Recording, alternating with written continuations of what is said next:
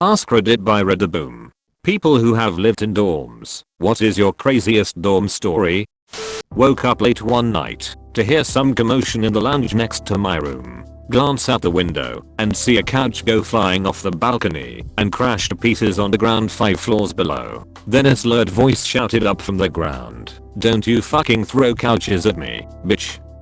I went to an engineering school. I remember 2 guys on our floor got high one time and took a coat hanger, string, magnet, and tape. They succeeded in designing a device which could remove the peephole in a dorm door and then proceed to unlock it from the inside. Nobody was safe after that. A guy down the hall from me had a meat dehydrator and would make his own beef jerky from time to time. After every batch he would go around offering them to everybody on the hall, and they were fucking delicious. So good, in fact, that on one particular occasion, when he barged through the bathroom into his suite mate's room, our dorms were set up as 2-room suites joined by bathrooms, and found his suite mate balls deep in a sorority girl he wasn't told to leave. When he tried to usher himself out to escape the awkward situation, his suite mate stopped thrusting long enough to say, "Actually, I will have a piece on that," and proceeded to pull out so he could walk over and grab some. When he heard the girl's cough behind him, he looked at her and deadpanned, "Oh, I'm sorry, did you want some too?" New back in the mid-80s, some guys taped, corked, and screwed the gang shower door shut trying to make a swimming aquarium of some sort. They filled it with about 5 feet of water and 5 or 6 guys climbed in and started swimming when the still glass broke away from the walls and a couple thousand gallons of water flooded the entire dorm floor. Edit, University of Missouri. One of my friends was taking a shower when a mysterious voice whispered through the curtain, "Hey, do you want a taco?" He paused a moment to consider and ultimately answered, "Yes." A hand reached over the curtain and handed him a fully wrapped Taco Bell taco. Couple of hippie friends moved in together. Day 1 they had a plan for the coolest party room. They put up their beds as bunk beds. They put their desks and chairs in the study room. Then they covered the floor with blankets and more blankets. It was layers deep and like a mattress. This room was a constant drum circle. Everyone got high there daily. A friend of one puked in the corner. Both refused to claim responsibility. They just added more blankets. They had a few fights. One involved one pissing on the other side of the room where his stuff was. The other retaliated. They added more blankets. Spilled barn water, more blankets. They made a blankets, pizza box, and body fluid lasagna. By spring the whole dorm was raunchy. The guys were used to it and just stayed there. Clean out was the worst because the rot smell was released. They had to use box cutters and take it out in chunks. The power went out on campus and people outside the dorms went crazy. People started rioting, streaking, etc. The power was only out for about an hour or 2. It was insane. My freshman year of college, a couple weeks into the year, I overheard a girl call my room at her killer's mid-coitus. Through the wall several of us heard, "Girl, oh my god, it's like I'm fucking Hercules." Roommate, yeah, I know. Due to a mix-up my first year of college, I was placed on a floor with basically all the kids who messed up the housing paperwork. The school forgot to register them. It was a normal dorm, but it was fucking insane most weekends. Most of the problems revolved around this one skinny black kid. I don't remember his name.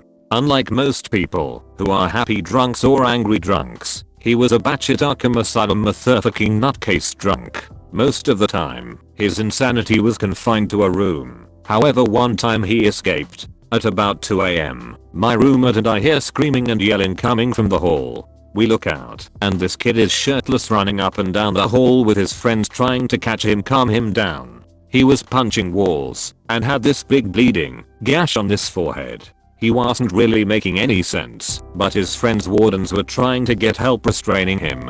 I mentioned I had some duct tape, and they were like, "We will need a lot of it." I went back to my room to get it, and by then the crazy dude had been forced into his room. I knock on the door to give them the tape, and it opens just enough for a guy inside to grab the tape and shut it. Through the crack, I saw what must have been a previous vain attempt to restrain him, cause all I saw was this kid on his back, flailing his arms and legs with what must have been 40 feet of duct tape all over the room.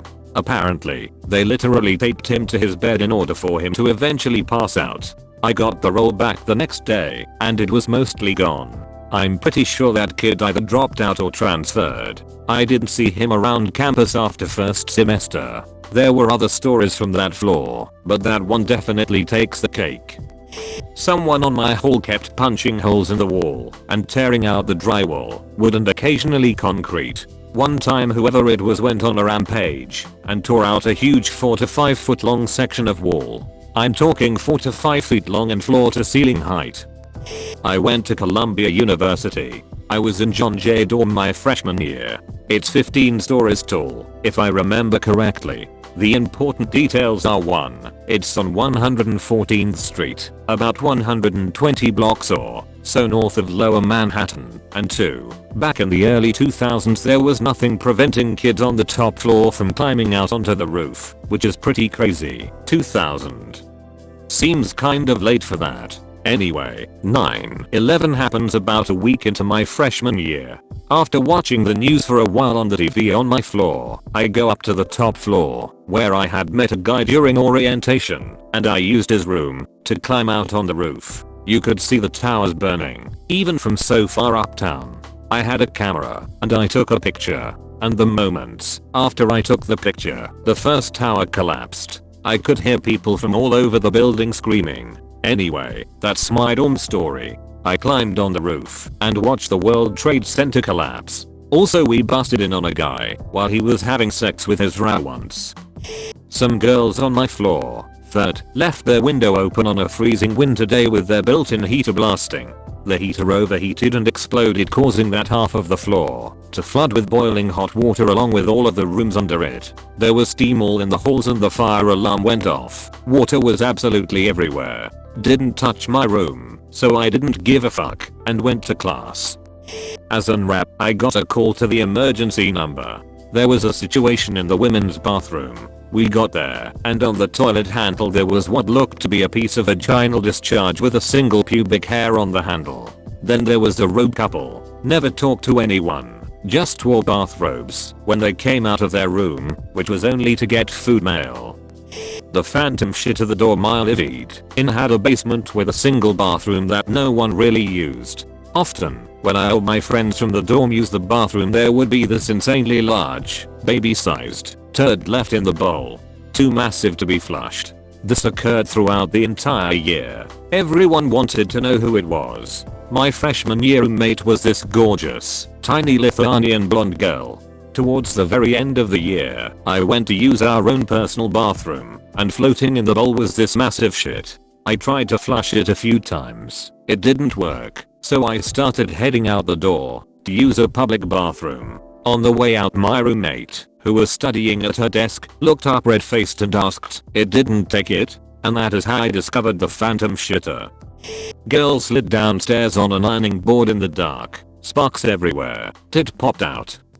Not me, but my sister last year had a hectic and sad one. She lived last year in a dorm with another girl in the same room.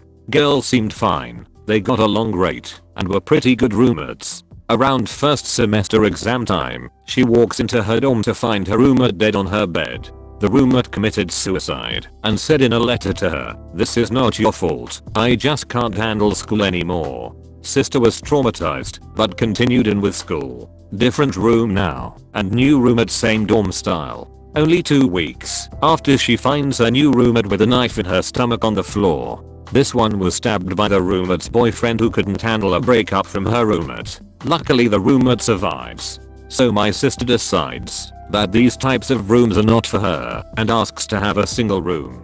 Receives single room and my sister can finally relax. But wait, there's more. Nearing the end of the second semester around exam time again, the guy who was living in the room across from her hung himself in the middle of the hallway right in front of his and my sister's door. Needless to say, my sister received complete compensation, received all her dorm living money back for her horrible dorm living first year, and now lives off residence by herself. Edit, as everyone keeps asking, my sister did receive all A's, but not through the university, but through her own hard work throughout the school year.